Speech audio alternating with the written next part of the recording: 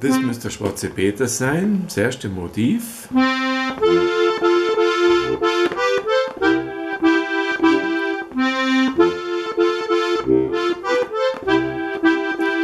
Sing schon einfach gleich mit.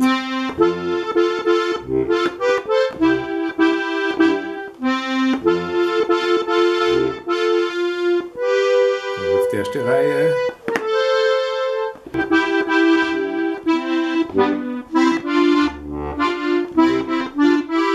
Das zweite Motiv. Zug.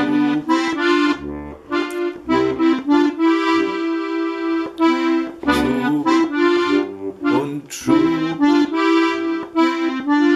Und wieder unser Kreuz. Wie beim Bauernmadel.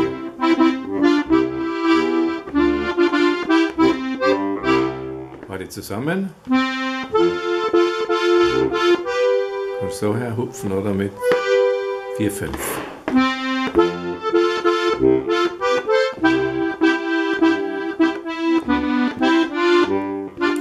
Kreuz. Wieder anfangen. Und jetzt dritte Motiv, Diagonalen, sage ich da dazu.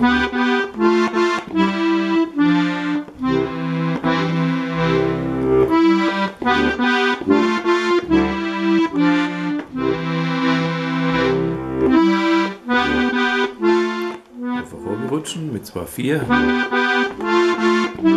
auf. Da jetzt die große Gabel.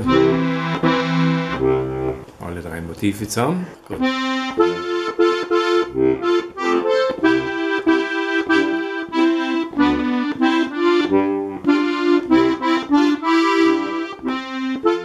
Wieder im Anfang.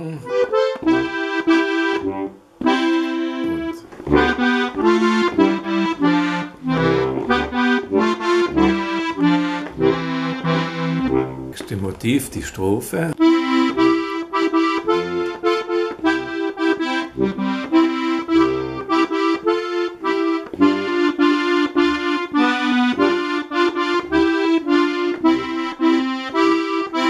Untereinander.